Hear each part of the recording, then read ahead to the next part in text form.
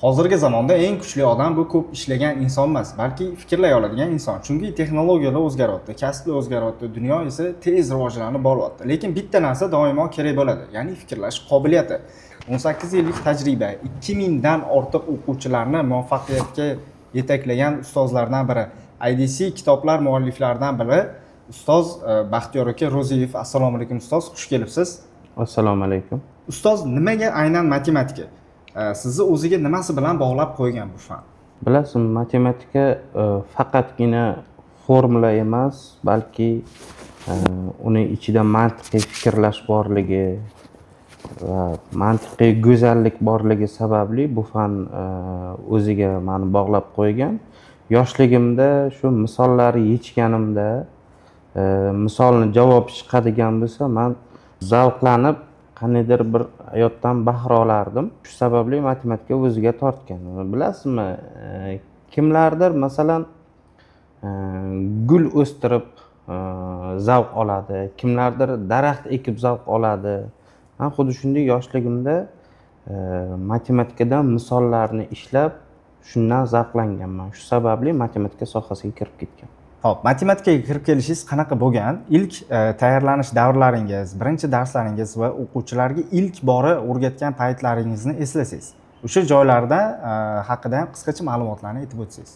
Dastlabki tayyorlanishim Qorako'l tumanidagi birinchi ixtisoslashtirilgan iqtidorli bolalar maktabi internatiga asosiy tayyorgarlik bo'lgan. Undan oldin ham men maktabda matematikani yaxshi o'qiganman.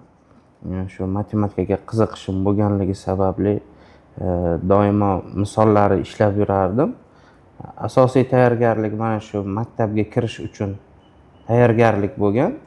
Mana shu maktabda o'qish jarayonida fan ustida yana ham qattiq ishlaganmiz va mana shu ustozlarimga havas qilib, o'zimga dars o'tadigan ustozlarimga havas qilib, men ham shu kelajakda shu fanni o'rgangan narsalarimni birovga o'rgatishni, ya'ni o'quvchilarga o'rgatishni juda ham xohlaganman. Ilk dars o'tish jarayonlarimni olib qaraydigan bo'lsak, bu shu Toshkentga kelib talabalik davrlarimda, ya'ni birinchi kursga o'qishga kirgan paytlarimda boshlangan bu narsalar. Ya'ni dastlab o'zi dars o'tishni ikkita o'quvchidan boshlaganman. Ma'lum bir yillar davomida bu shakllanib, sekin-sekin o'quvchilar soni oshib borgan.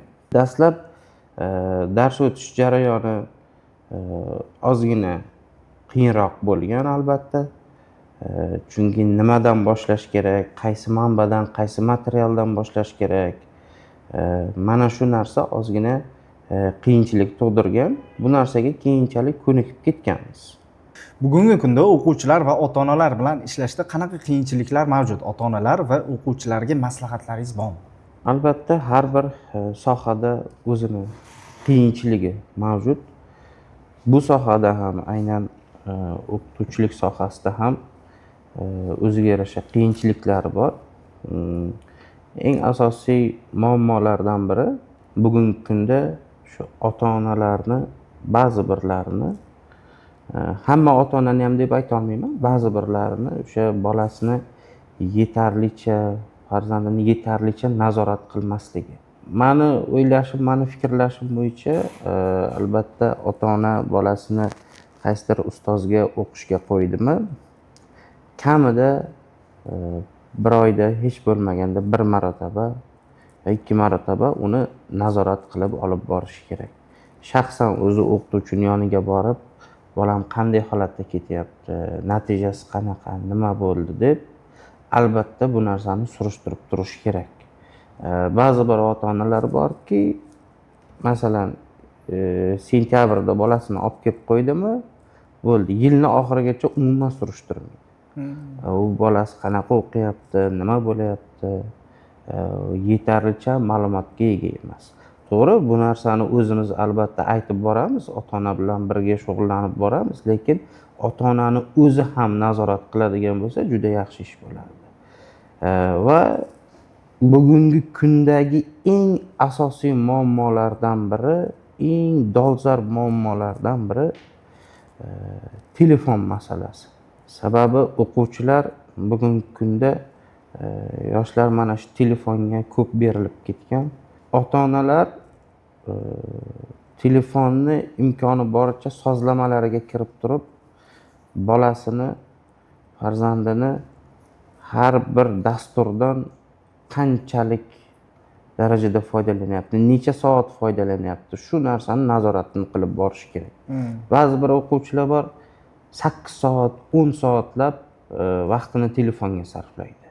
Ba'zi birlari bor, 4-5 soat bir kunni Instagram va turli ijtimoiy tarmoqlarga kirish bilan o'tkazib yuboradi. Mana bu narsa bolani dars qilishiga eng katta ta'sir ko'rsatadi. Va ba'zi bir o'quvchilar borki, berilgan masala misollarni sun'iy intellekt yordamida, o'sha ChatGPT boshqa sun'iy intellektlar yordamida ishlab kelish holatlari mavjud. Yaqinda masalan, mana bitta holat bo'ldiki, o'quvchini yechimlarini tekshirganimda qandaydir sun'iy intellekt yordamida yoki nimadandir ko'chirilgan holatda turibdi. Aniqlashtirish uchun o'quvchiga savollarni berib ko'rganimda, tabiiyki yecholmadim. Uydagilariga, ya'ni otasiga telefon qilib, bolangiz shunaqa ko'chirgan, nazoratini qiling desam, qaytanga otasi mendan xafa bo'ldi. Ya'ni sen meni bolamni hammani oldida kamsitib qo'yding, ko'chirdi deb, nima haqqing bor deb mendan xafa bo'lish holatiga keldi. Bunday holatda ota-onalar balki ustozdan xafa bo'lib, ustozga bosim o'tkazish emas, balki o'zini bolasini nazorat qilish kerak. Biz masalan farzandini yomon bo'lsin yoki yomon yo'lga kirib ketsin degan maqsadda qilmaymiz-da bu narsalarni. Ayniqsa mana shu telefon masalasida juda qattiq turish kerak ota-onalar. Yana bugungi kunda asosiy muammolardan biri ko'proq boshqa fanlar bilan qo'shilib qolganda matematika. Ya'ni nima demoqchimanki, masalan, ikkinchi fani ingliz tili yoki fizika yo boshqa fan bo'lgan holatda ko'proq ingliz tili. Mana bu holatlarda ota-onalar asosan bolam birinchi ingliz tilini olsin, sertifikatini olsin, IELTS'ni olsin, undan keyin matematikaga fokusni qaratadi. Yoki bola 2 yil davomida masalan tayyorlanib keldida birdaniga yo'q bo'lib qoldi. Darslarga kelmay qo'ydi. Nimaga deb so'raganda, sababi 3 oydan keyin IELTS topshiradi yoki TOEFL topshiradi. Shunga 3 oy ertalabdan kechgacha faqat ingliz tiliga boradi.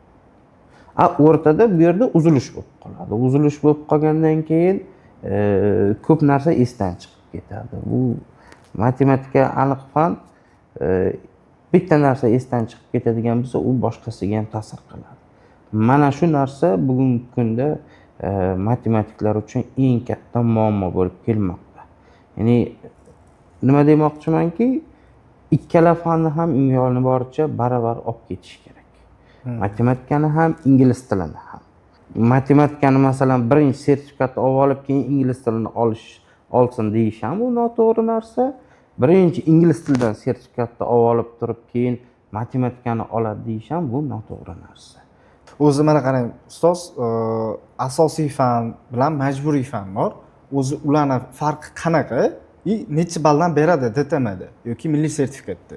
Bilimlarni baholash agentligi tomonidan o'tkazilgan test jarayonlarida yo'nalishiga qarab turib asosiy fan va majburiy fanlar belgilanadi. Masalan, mana iqtisodiyot yo'nalishini olib qaraydigan bo'lsak, iqtisodiyot yo'nalishida matematika va ingliz tili asosiy fan sifatida matematikaga 30 ta savolga jami 93 ball beriladi, ingliz tiliga esa 30 ta savolga 63 ball beriladi. Va qolgan 3 ta fan 10 tadan majburiy fan, ya'ni O'zbekiston tarixi, ona tili, matematika. Ular demak majburiy fanlar bolaning o'sha bazaviy bilimini aniqlashga qaratilgan test savollari. Asosiy fanlarda esa chuqurlashtirilgan test savollari. Qarang, men shunaqa holatga juda ko'p duch kelganman hozir. Oxirgi 2 oyda o'quvchilik qilyapti 0 dan. asosiy fan matematika tayyorlanishim kerak deyapti-da. Davlat test markazi imtihonigacha tayyorlansa bo'ladimi? Shunaqa savolni ko'p berishyapti. Siz shunga qanaqa fikr bildirasiz? Kelayotgan bolani bilim darajasiga bog'liq. Bilim darajasi qanday holatda? Agar 0 dan keladigan bo'ladigan bo'lsa, 0 dan boshlaydigan bo'lsa, bu narsani deyarli imkoni yo'q. Ba'zilar hozirgi kunda o'zimizga ham kelib qoladi. 3 oy ichida men sertifikat olishim kerak. Yo 2 oy ichida, yo 4 oy ichida men sertifikat olishim kerak, tayyorlab berasizmi? Bolani tekshirib ko'rsangiz, ba'zi birlari hattoki karajadvalni ham bilmaydi, yoki kasrni ham bilmaydi. Uni jarayonlarda muammo bo'ladi. Yo ba'zi birlar keladi, mana bolam o'tgan safar milliy sertifikatga kirib chiqdi, imtihonga C oldi, 3 oy ichida endi A oldirish kerak. Yo'q, bu narsani qilib bo'lmaydi, imkoni yo'q desam, C oldi degani masalan 21-22 ta yechdi degani. Mani bolamni 21-22 talik yechiladigan darajada bilimi bor. A olish degani 100%, ya'ni 30 ta yecha oladigan darajada bilimli qilish, ya'ni 8 ta qo'shish shunchalik qiyinmi 3 oy ichida degan savolni berishadi. Milliy sertifikat jarayonlarida C olish bilan A olishi juda katta farqi bor. Tasavvur qiling, 55 ta savoldan 15-16 ta yechayotgan bola, shunday kirib 15-16 ta yechayotgan bola C darajani olib chiqyapti. A darajani olish uchun kamida 40 ta savolga to'g'ri javob berish kerak. Bazaviy bilimga ega bo'lib turib, hech bo'lmaganda 9-sinfgacha bo'lgan bilimga ega bo'lib turib, imtihonga kirib C darajani olish mumkin, lekin A darajani olib bo'lmaydi. A darajani olish uchun juda katta mehnat qilish kerak. Shu jarayonlarni ota-onalar hisobga olish kerak. Ustoz, siz o'zi qanaqa usullarda o'qitasiz? Qattiqqo'l ustozmisiz yoki o'quvchilar tilida aytganda o'sha yaxshi o'qituvchimisiz? Endi gohida qattiqqo'llik ham qilaman, gohida yumshoq munosabatda ham bo'laman. Ya'ni o'quvchini, har bir o'quvchini o'zining xarakteridan, xatti-harakatidan kelib chiqadi. Ba'zi bir o'quvchilarga qattiqqo'llik qilish kerak. Ba'zi bir o'quvchilarga ozgina yaxshi gapirsangiz, shuni o'zi yetarli bo'ladi. Ba'zi bir o'quvchilarga masalan, ularni urishmasdan faqat ota-onasiga aytish kerak. Masalan, dars qilmasa, dangasalik qiladigan bo'lsa, ota-onasiga aytadigan bo'lsa, shuni o'zi yetib ortadi. Ba'zilarga ota-onasining gapi ta'sir qilmaydi. O'zingiz qattiqqo'llik qilishingiz kerak, nazoratini qilib turib, bittalab tinimsiz tepasida turish kerak. U uyda dars qilmaydi u bola. Unday bolalari iloji bo'lsa olib qolish kerak. Mana shu o'quv jarayonida, uchun darsdan keyin ham olib qolish kerak, ishlatish kerak. Ba'zi birlarga demak yaxshi gapirib, yaxshi munosabatda bo'lsangiz, ularga qattiqqo'llik shart emas, o'zi shunda ham ular dars qilib ketadi o'zlari. Ustoz, mavzudan tashqari savol beraman. Ana etisizki, suyagi bizniki deydigan ota-onalar ham bormi? Misol uchun, uringman, roziman deydigan ota-onalar yoki ursangiz yozaveradigan ota-onalar ham bormi? Suyagi bizniki, eti sizniki deydiganlar ham ko'p, uring rozimiz deydiganlar ham ko'p. Lekin haqiqatdan ham nimaga meni bolamni urasiz deb shunaqa munosabatda bo'ladiganlar ham ko'p. To'g'ri, dastlabki ta'lim berishi dastlabki yillarida juda qattiqqo'l bo'lganman, hattoki kerak bo'lsa urgan paytlarimiz ham bo'lgan. Hozirgi kunda unaqa tizim yo'q. Hozirgi kunda iloji boricha shu o'quvchilarning ota-onasi bilan ishlab birgalikda. O'quvchilarga vaqtni qanaqa taqsimlashni maslahat berasiz? Milliy sertifikatga yoki o'sha davlat test markazi imtihoniga tayyorlanish jarayonida. Umuman olganda, fanni imtihon uchun emas, o'zi uchun yonib o'qish kerak bu fanni. Asosiy vaqt masalasida bugungi kunda haqiqatdan ham o'quvchilarda muammo bor. 99% o'quvchi, yoki 100% o'quvchida bitta holat kuzatiladi. Masalan, bugun matematika darsi bo'ldi deylik. Ertaga ingliz tili. Bugun matematika bo'ladigan bo'lsa, darsdan chiqdi, masalan, soat 6 yoki 7 da darsdan chiqdi. Uyiga bordi. Ertaga ingliz tilimi? Matematika bu yoqda qolib ketadi-da, o'quvchi ingliz tilini darsini qiladi. Ertasiga ingliz tilidan chiqib keladi, matematika darsini qiladi. Bu katta xato narsa.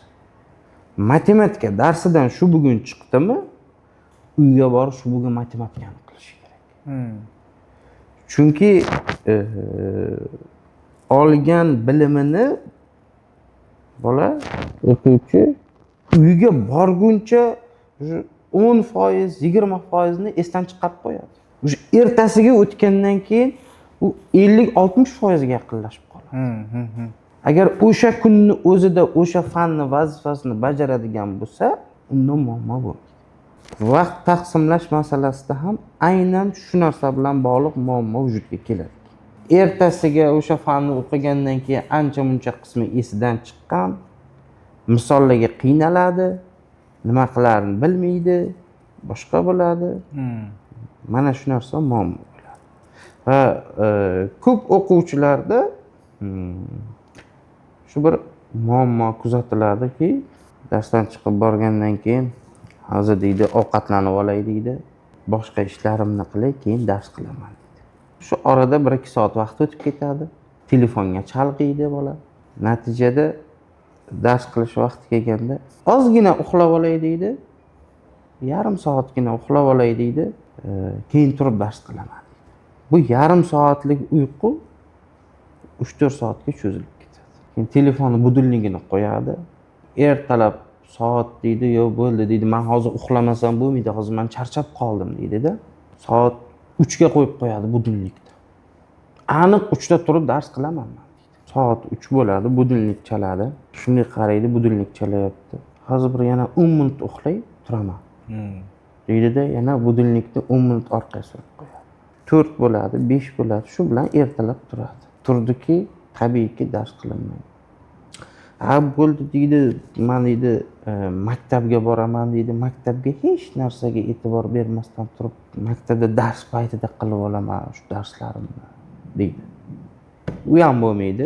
Tabiiyki maktabda dars qilish iloji yo'q bu narsani. To'g'ri. Yonidagi o'rtoqlari bo'ladi, boshqa bo'ladi, chalg'iydi boshqa. Deydi, dars qila olmadim, hozir maktabdan chiqsam, o'qituvchini yoniga borsam, vazifa bajarilmagan. Ya to'xtadi, shu yo'lda ketayotganda shu avtobus, metroda o'qib olaman, bir narsa qilib olaman, o'qilaman, buqilaman deydi. U jarayon bo'lmasligi aniq narsa. Dars boshlanishiga ozgina qolganda kimdandir olib ko'chiradi yo boshqa bo'ladi. Mana shunaqa muammolar ham kuzatiladi o'quvchilar. Bunday o'quvchilarga maslahatim dangasalik qilmaslik kerak. Dangasalik qilmasdan turib, vaqtini to'g'ri taqsimlab, to'g'ri ishlash jarayoniga o'tish kerak. Tushunarli. Ustoz, bugungi suhbat uchun katta rahmat. Xudo xolasa Baxtiyor Ro'ziyev ustozimiz bilan yana podkast o'tkazamiz. Davlat test markazi imtihonlaridan keyin yoki oldin Xudo xolasa yana podkast o'tkazamiz. Agar podkastimiz manfaatli bo'lgan bo'lsa, yaqinlaringizga jo'natib qo'ying. Ko'rishguncha xayr.